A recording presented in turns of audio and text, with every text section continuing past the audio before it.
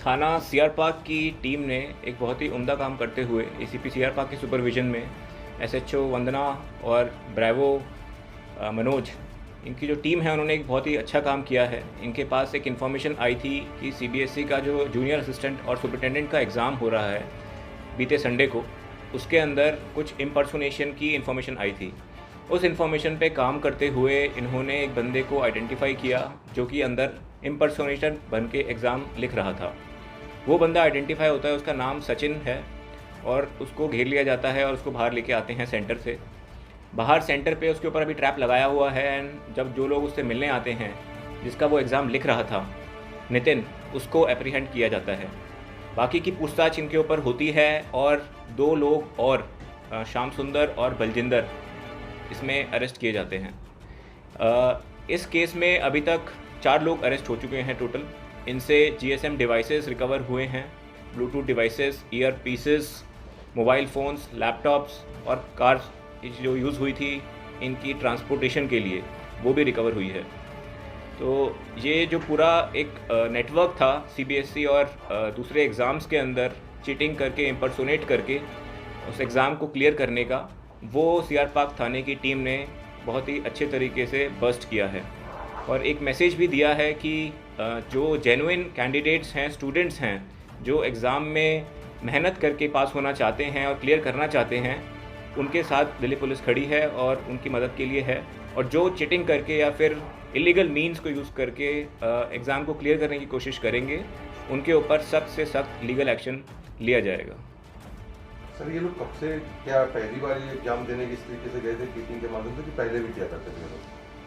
तो अभी की जो इन्वेस्टिगेशन हुई है उसके अंदर ये निकल के आ रहा है कि इनका पहले भी इस तरीके के एग्ज़ाम्स के अंदर इम्पर्सोनेशन का बैकग्राउंड है। और कुछ स्पेशली जो सचिन है उसने कुछ और भी एग्ज़ाम्स दिए हैं जिसमें कुछ कैंडिडेट्स के इवन सिलेक्शन की भी बात पता चली है। उस फैक्ट्स के ऊपर अभी इन्वेस्टिगेशन चालू है और जो कंसर्न डिपार्टमेंट्स हैं और जो एग्ज़ामिनेशन एजेंसीज़ है उनके साथ संपर्क करके उनको इंटीमेट किया जा रहा है जिससे कि जो कैंडिडेट सेलेक्ट हुए हैं उनके ऊपर लीगल एक्शन लिया जा सके। जो अभी तक की इन्वेस्टिगेशन हुई है उसके अंदर दिल्ली के बाहर भी ये लोग गए हैं एग्ज़ाम देने के लिए और इम्पर्सोनेशन के माध्यम से ही इनका जो मेन मोडस ऑपरेंडी था उसके तहत इन्होंने कार्रवाई की है। सर, क्या ये पैसे कितने लेते थे ये लोग? श्याम सुंदर और बलजीत का सब रोल क्या है? तो जहाँ पर 2 टाइप के इम्पर्सोनेशन हुए हैं। एक हमारा जो सीआर पार्क में एक सेंटर है केआर मंगलम स्कूल, जहाँ पर ये एग्ज़ामिनेशन हो रहा था, वहाँ की इन्वेस्टिगेशन में पता चलता है कि ये नितिन का इम्पर्सोनेशन करके सचिन एग्ज़ाम लिख रहा था। ऐसे ही बाद में पता चलता है कि ये लिंक हैं एक और सेंटर में जो इम्पर्सोनेशन हो रहा था दिल्ली के ही दूसरे सेंटर में मयूर विहार के अंदर, जहाँ पर ये लोग इन्वॉल्व थे इम्पर्सोनेशन के अंदर। सर, क्या कितने पैसे ये लोग लिया करते थे और क्या इनकी एजुकेशन क्या उसके बारे में? अभी तक की जो इन्वेस्टिगेशन हुई है उसके अंदर हमें पता चला है कि नितिन से इन्होंने 15 लाख का सौदा किया था और आगे इन्होंने फिर सचिन को 12 लाख बताया था।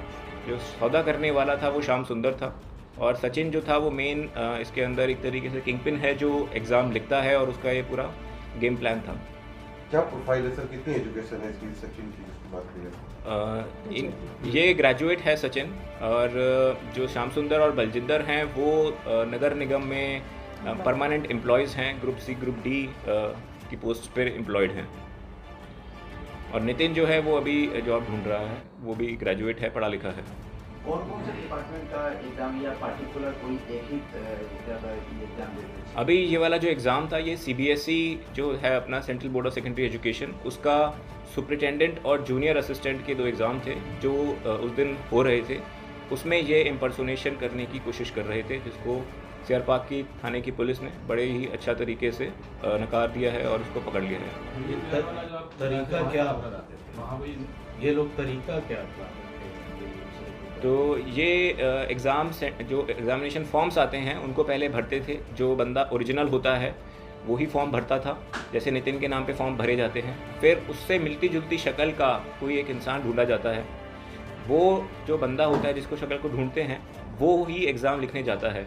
और जो इम्पर्सोनेटर होता है ये थोड़ा सा पढ़ा लिखा है और उसने पहले भी इस तरीके की कार्रवाई करी होती है, तो उसको एक्सपीरियंस होता है किस तरीके से एग्ज़ाम को क्लियर करना है।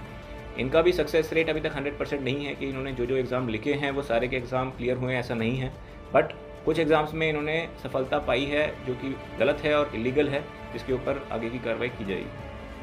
बाकियों के प्रोफाइल क्या है सर? सारे पढ़े लिखे या फिर पैसों का किस तरह से यूज़ करते हैं? ये पैसों के लालच का ही एक मेन रीज़न है इसका।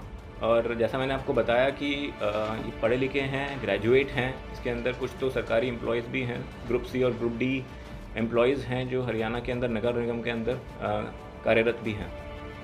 और ये कैसे ढूंढते थे उन लोगों को? जिसकी कोई ज़रूरत थी, कोई ऑनलाइन ट्राई करते थे या फिर किसी जानकार के थ्रू आते थे? ये मेनली वर्ड ऑफ माउथ के थ्रू ही आपस में ढूंढते थे।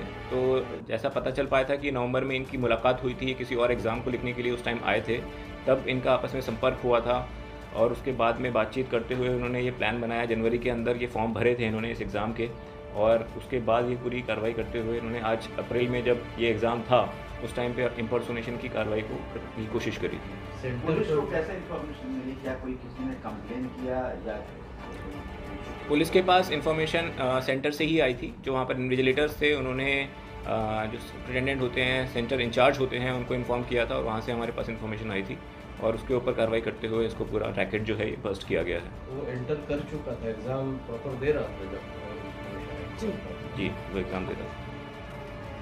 डिवाइसेस का क्या रोल रहा है? तो जो डिवाइसेस रिकवर हुए हैं, ये एक सिम कार्ड डिवाइस है। इसके अंदर आपको दिखाएंगे